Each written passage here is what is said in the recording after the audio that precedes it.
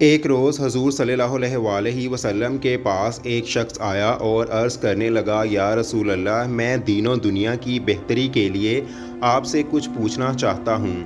حضور صلی اللہ علیہ وسلم نے فرمایا، پوچھو جو پوچھنا ہے۔ اس نے عرض کی، میں چاہتا ہوں کہ سب سے زیادہ جاننے والا ہو جاؤں۔ حضور نے فرمایا، اللہ سے ڈرتے رہو، سب سے زیادہ جاننے والے ہو جاؤ گے۔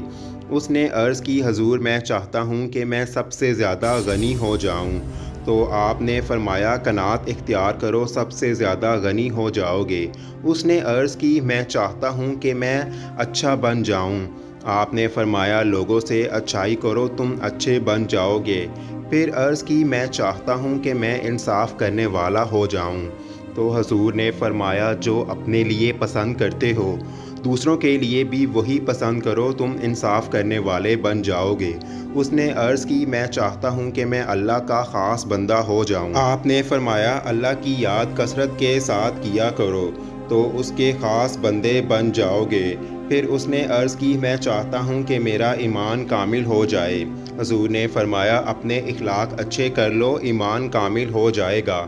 عرض کی کہ میں چاہتا ہوں کہ میں اللہ کے تابع داروں میں سے ہو جاؤں۔ حضور نے فرمایا، اللہ کے فرائض ادا کرتے رہو، اس کے تابع دار بن جاؤ گے۔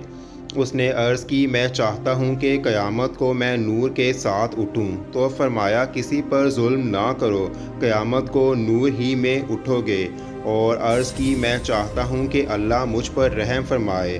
تو حضور صلی اللہ علیہ وسلم نے فرمایا، خود اپنی جان پر اور اللہ کی مخلوق پر رحم کرو، اللہ تم پر رحم فرمائے گا۔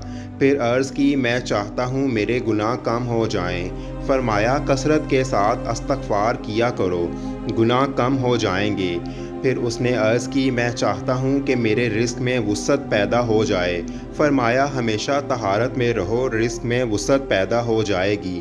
عرض کی، میں چاہتا ہوں کہ اللہ اور اس کے رسول کے دوستوں میں سے ہو جاؤں۔ تو حضور نے فرمایا، جس سے اللہ اور اس کے رسول کو محبت ہے اس سے محبت رکھو، اور جس سے اللہ اور اس کے رسول کو دشمنی ہے اس سے دشمنی رکھو، تو اللہ اور اس کے رسول کے دوستوں میں سے ہو جاؤ گے۔ پھر عرض کی، میں چاہتا ہوں کہ اللہ کی غضب سے بچ جاؤں۔ فرمایا، کسی پر غضب نہ کرو، اللہ کے غضب سے بچ جاؤ گے۔ عرض کی، میں چاہتا ہوں کہ اللہ میرے تمام عیبوں کو ڈھانپ لے۔ فرمایا، تم اللہ کی مخلوق کے عیب ڈھانپو، اللہ تمہارے عیب ڈھانپ دے گا۔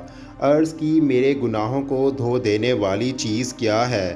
تو حضور صلی اللہ علیہ وسلم نے فرمایا، آنسو اور خشوع و خضوع اور بیماریاں۔ عرض کی کہ کون سی نیکی اللہ کو بڑی پسند ہے؟ حضور نے فرمایا، اچھا اخلاق اور تواضع، اور مصیبت کے وقت صبر کرنا، اور اللہ کی رضا میں راضی ہونا۔ پھر عرض کی، کون سی برائی اللہ کو ناپسند ہے؟ تو فرمایا، برا اخلاق۔ عرض کی کہ اللہ کے غضب کی آگ کو بجھانے والی کیا چیز ہے؟ فرمایا، صدقہ و خیرات اور صلہ رحمی۔ پھر عرض کی کہ جہنم کی آگ کو بجھانے والی کیا چیز ہے؟ تو حضور نے فرمایا، روزہ۔ اللہ تعالیٰ سے دعا ہے کہ نبی کریم صلی اللہ علیہ وسلم کے اسوہ حسنہ پر عمل کرنے کی توفیق عطا فرمائے، آمین۔